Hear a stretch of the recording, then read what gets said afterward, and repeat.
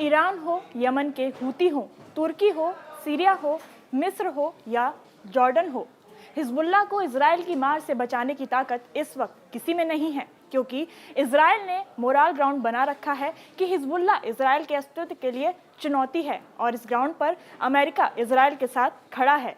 Lebanon Israel में युद्ध छिड़ता है, यानी इजराइल टैंक लेकर लेबनान में घूमता है, तो ये पहली बार नहीं होगा।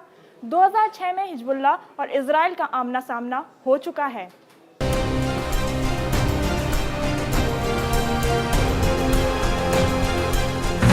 दो 2004 में हुए सैनिकों की अदला बदली में अपने 2 साथियों को नहीं छोड़ने के बाद 2006 में हिजबुल्लाह ने 2 इजरायली सैनिकों को उठा लिया और उससे बदले में अपने 3 साथियों को रिहा करने की मांग की। इस मांग को इजराइल ने अपनी बेइज्जती माना। इसके बाद इजराइल ने लेबनान में हवाई हमले किए और लेबनान के खिलाफ युद्ध छेड़ दिया। इसके बाद हिजबुल्लाह ने इजरायली सैनिकों इलाकों को अपनी मिसाइलों से निशाना बनाया, जिन्हें इजरायली डिफेंस सिस्टम डिटेक्ट करने में असमर्थ था। इस युद्ध के दौरान इजराइल अरबों डॉलर खर्च करने के बाद भी कोई सफलता हासिल नहीं कर सका। दुनिया की सबसे मजबूत टैंक कही जाने वाली टैंक को भी हिजबुल्लाह ने नष्ट कर दिया और 3 हेलीकॉप्टरों, 20 टैंकों और 1 लड़ाकू पोत को नष्ट कर दिया। इस युद्ध में इजराइल को हिजबुल्लाह ने अपनी सैन्य क्षमता का बेहतरीन प्रदर्शन करते हुए इजराइल को पहली बार हार का स्वाद चखाया था। इसके बाद से ही इजराइल हिजबुल्लाह को ईरान के बाद अपना सबसे बड़ा दुश्मन मानता है। सवाल है, क्या 2024 में युद्ध हुआ तो हिजबुल्लाह इजराइल को सबक सिखाने की सूरत में है?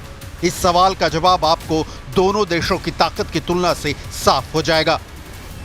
लेबनान के पास एक्टिव सैन्य संख्या है मात्र 80,000। इजराइल के पास है 1,73,000, यानी 2 गुने से ज्यादा। इजराइल के पास रिजर्व फोर्स 4.65 लाख है, जबकि लेबनान के पास है ही नहीं। इजराइल के पास 80,000 जवानों की पैरामिलिट्री फोर्स है, जबकि लेबनान के पास सिर्फ 25,000 जवानों वाली पैरामिलिट्री फोर्स है। इजराइल के पास 601 एयरक्राफ्ट हैं, जबकि लेबनान के पास सिर्फ 78। इजराइल के पास 241 फाइटर एयरक्राफ्ट हैं, जबकि लेबनान के पास एक भी नहीं। इजराइल के पास 32 डेडिकेटेड अटैक एयरक्राफ्ट हैं, वहीं लेबनान के पास सिर्फ 9 हैं। इजराइल के पास ट्रांसपोर्ट एयरक्राफ्ट 86 हैं, जबकि लेबनान के पास एक भी नहीं। इजराइल के पास 126 हेलीकॉप्टर्स हैं, लेबनान के पास सिर्फ 60। इजराइल के पास 2,200 टैंक्स हैं, लेबनान के पास सिर्फ 361।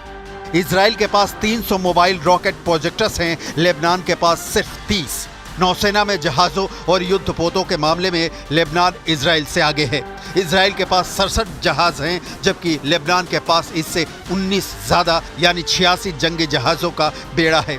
इजराइल के पास 56,290 आर्म्ड व्हीकल हैं, लेबनान के पास 9,864 बख्तरबंद वाहन हैं। इजराइल के पास 48 एयरपोर्ट्स हैं, जबकि लेबनान के पास सिर्फ 8 ही हैं। इजराइल के पास 5 बंदरगाह हैं, जबकि लेबनान के पास सिर्फ 2। इतनी लंबी चौड़ी संख्या बताने के पीछे का मकसद है कि एकदम क्लियर तौर पर समझा जा सके कि कौन किस पर भारी है। लेकिन 2006 के जंग के दौरान भी इजराइल ताकत के प्रदर्शन में लेबनान पर भारी था, जब नतीजा इजराइल के पक्ष में नहीं निकला। इस वक्त हिजबुल्लाह मध्य पूर्व की सबसे मजबूत और प्रशिक्षित सेनाओं में से एक है और इजराइल चारों ओर से शत्रुओं से घिरा देश है। नेतन्याहू की दिमाग में यह भी साफ है कि 2006 के बाद हिजबुल्लाह से बदला पूरा करने का यही वक्त है, लेकिन इस बदले की चाहत में दोनों ओर से होने वाली मौतों की तादाद कितनी होगी ये बता पाना मुश्किल है।